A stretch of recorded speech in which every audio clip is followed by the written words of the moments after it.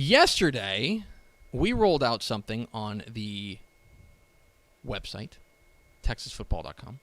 It was our 6-year Texas high school football program rankings. We talked about it. We revealed the top 10 here live on the show, talking about which teams have been the best, which Texas high school football teams have been the best over the last 6 seasons.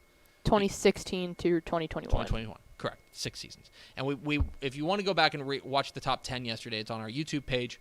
You can see who the top 10 are. But they were, we laid them out. We kind of explained how we did it, the metrics that go into it.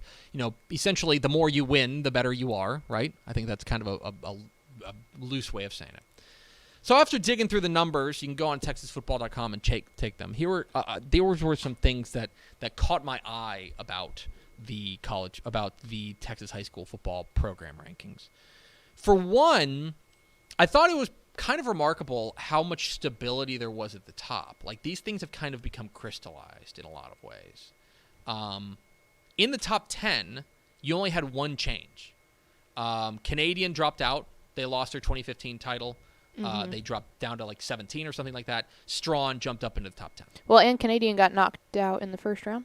Was that? No, it's Childers. They got knocked out third round? Yeah, because we thought Canadian and Childers were going to meet up. That's what it was. They got dropped down. There was only one change there.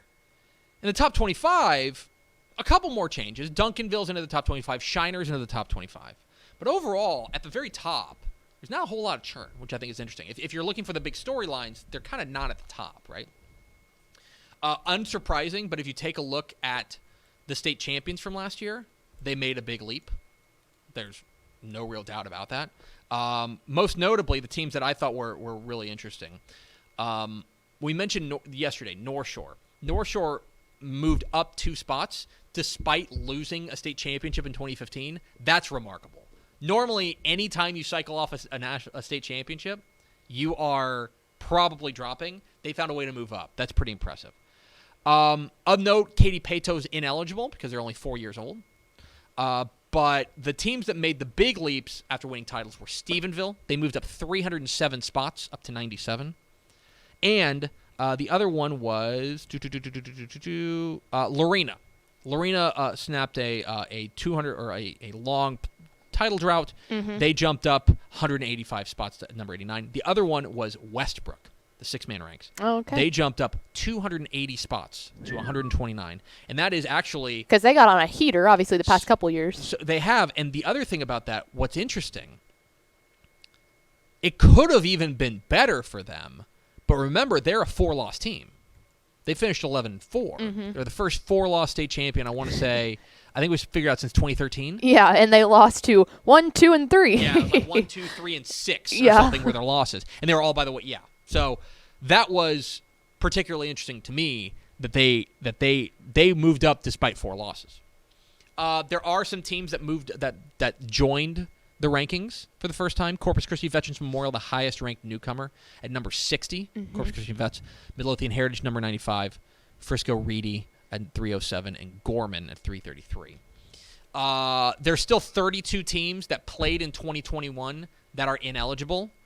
If they were eligible, the top 5 would be Alvin Shadow Creek, Katy Pato, Bridgeland, San Antonio Harlan, and San Antonio Southwest Legacy.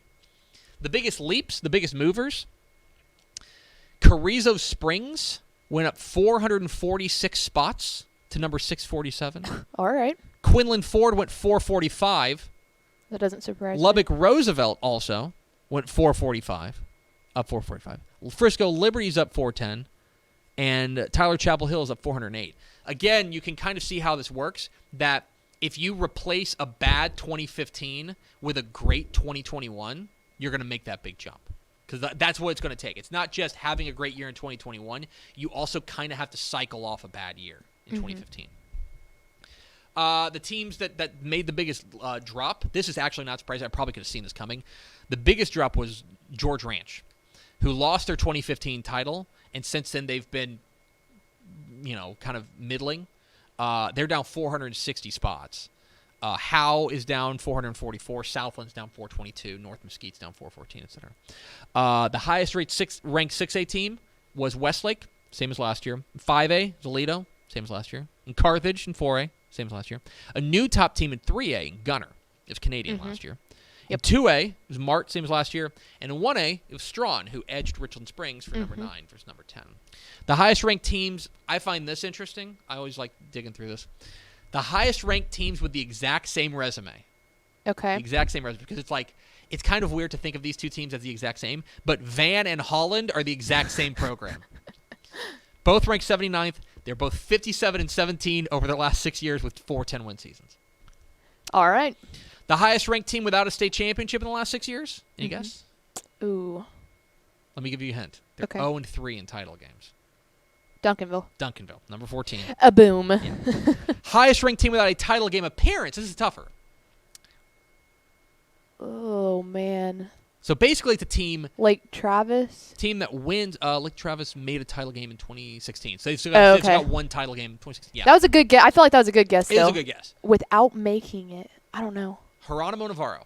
Number 38. Oh, how about that? That is a perfect example of a team that always makes goes 3 or 4 rounds deep, but they haven't made a title game. Because typically in the past it's been them and Wimberley meeting up in the regional final again. Yes. And then the highest ranked team without a 10-win season is number 305, El Paso Andrus, is a team that's how about basically that? For the 9-1-5. Can you just be 9 wins every single year? Yeah.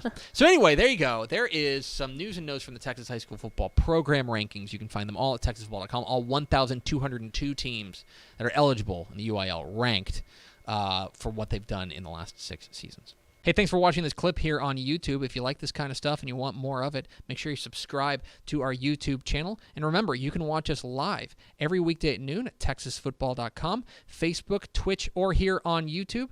And if you want more of the best coverage of football in the state of Texas, check out texasfootball.com and become a Dave Campbell's Texas Football Insider at texasfootball.com/subscribe.